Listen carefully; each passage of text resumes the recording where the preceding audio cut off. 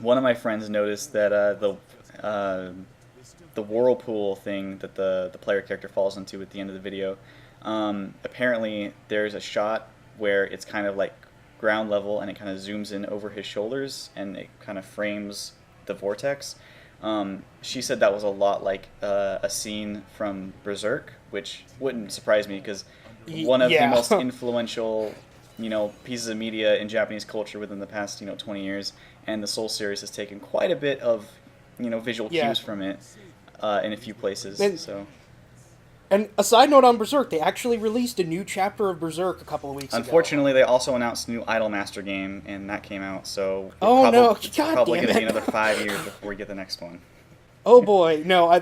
Still, my favorite joke I have heard about Dark Souls 2 is the most accurate guts roleplay you can do is to go to No Man's Wharf and stand on the ship for 7 years. Oh my god, that's genius. I haven't heard that, but that will be good. I'm not that into Berserk. I watched the anime, and some of the subject matter was a little. I remember hearing, probably most potently from Ian B. When I was watching his videos. He mentioned that he had read the manga and then eventually stopped reading it because it just got too like gruesome or brutal or violent. Which, I mean, that's kind of like, like really something is too violent. Yeah. Grow up, man. And then I watched the anime. I'm like, this is fucking horrifying. And Yeah. It's did you watch which anime? Did you watch the recent movies or the older series? the older series, but I know the recent movies cover some material. Like I think Skull Knight is in the movies where he's not in the original. Yeah, because anime. I know the original anime series doesn't even have a skull. Right. Yeah. And the manga apparently, like even in the short, like I don't know, like maybe 20% or quarter of the manga that the anime covers, it's even when it deals with a lot of like the sexual assault themes and like the grotesque imagery, even in the stuff that is in both the anime and the anime doesn't cover it to like the disgusting extent that the manga does. Yeah. And then that shit is like more prolific throughout the manga in its entirety. And I'm like, well, maybe I'll read it eventually, but I would say the manga kind of has this weird arc where you do the whole Golden Age arc and it's horribly, brutally, depressingly violent. And then you do there's like the couple sort of Monster of the Week arcs that come after that, and there is the big God, I cannot remember the name of it now, but it's like it involves like a church and an inquisition, and it's the darkest thing in the entire series. Oh, wow. But after that point, it actually kind of starts to improve a little bit, Okay. and it turns into something you'd consider more of like a classic anime because there's a little adventurer party. It's like Guts and a few of Guts' cool friends who are going off to do cool stuff, and there's evil things happening on the sides, and it gets a lot lighter Okay. after that that's point. good. Yeah, and when I say lighter, it's still really horribly violent. Yeah, of course. But it sort of changes from being the most pessimistic thing in the world to a slight amount of optimism. Okay, well that's good. At least that is until, as I've seen theorized, Guts has his trustworthy posse that would be perfect for sacrifice. Yes, indeed. Maybe it won't come to that. Let's hope not. But I think that that's probably some kind of lingering sense of dread that the author has no doubt intentionally instilled, because I think that the lead up of Guts almost taking the place of Griffith and being the leader of whatever troop or posse he has. Not the same thing, mind you. Band of the Hawk is different, but anyway, who Yeah. knows? It's like you really hope that it's going to be Guts is the leader that Griffith could never be, Right. and not Guts becomes Griffith in order to kill Yeah, Griffith. that would be ironic and stupid, so let's hope it doesn't come to that. But, oh yeah, I'm sorry, I totally got distracted. This is about Dark Souls and not Berserk. Yes, this is about Dark Souls. The whole prepare to die marketing scheme has, because it's Demon Souls didn't have any marketing, but that's pretty much been their marketing scheme Right. since Dark Souls, and it's one of those things I don't really agree with it as a marketing scheme. I mean, it's like I get the reasons behind it, and if you're a badass, you can beat these games and you'll be a real cool guy. But I don't really like it because most of the people who you will talk to that are really big fans of Dark Souls really don't think these games are hard. They just think they're kind of complex. Right, yeah. And like knowing what to do, knowing how to do stuff is the most important thing to doing well. Yeah, I find that if I'm talking to someone about Dark Souls, or I bring it up and they're not an aficionado like yourself or myself, the first thing they mention is that they're like, oh, it's like the hardest game ever, or that was one of the hardest games I've ever played, and it's like like harder games come out every year, probably every month, and I'm sure that even the people that proclaim these games would be so difficult have probably finished harder games.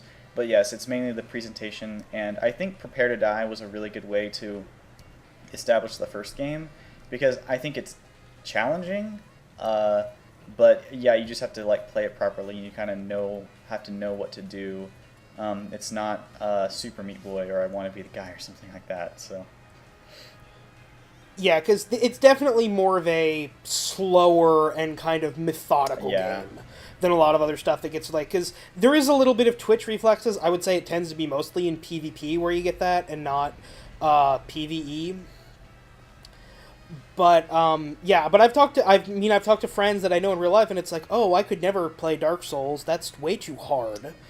And no, you can. Yeah. It's really not that bad. You just need to know what to do. Yeah, and the game generally, I mean, it will teach you with failure. I mean, a lot of the time you'll die learning, but yeah, it is totally surmountable. I mean, if Darkside Phil can finish Dark Souls, then I don't think that you should insult yourself by saying you can't do it either. So, indeed.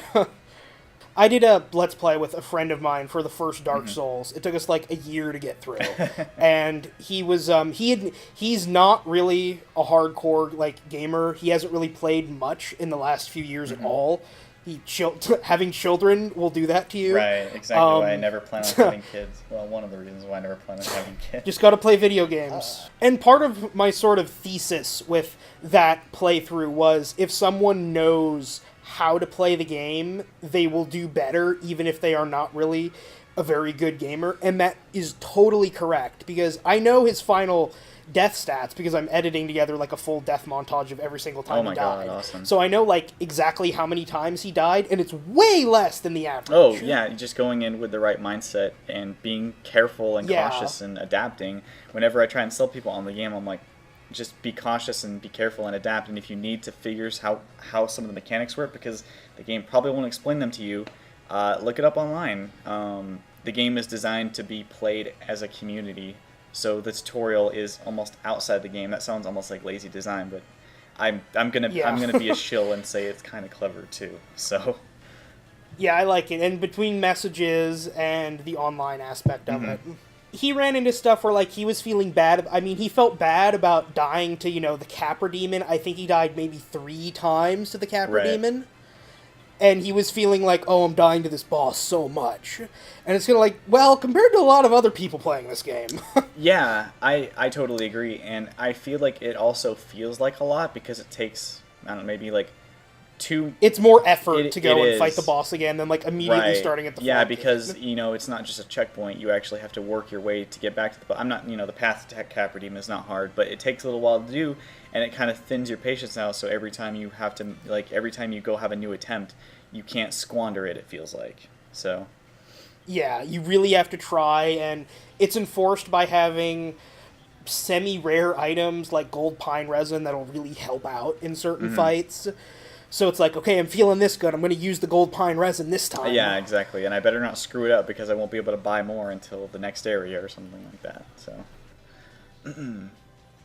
Now, if you liked that, you might want to check out our crit play for Resident Evil 4. It's not with Kai, but it's the same format. So if you liked how this video worked, you might like that one too.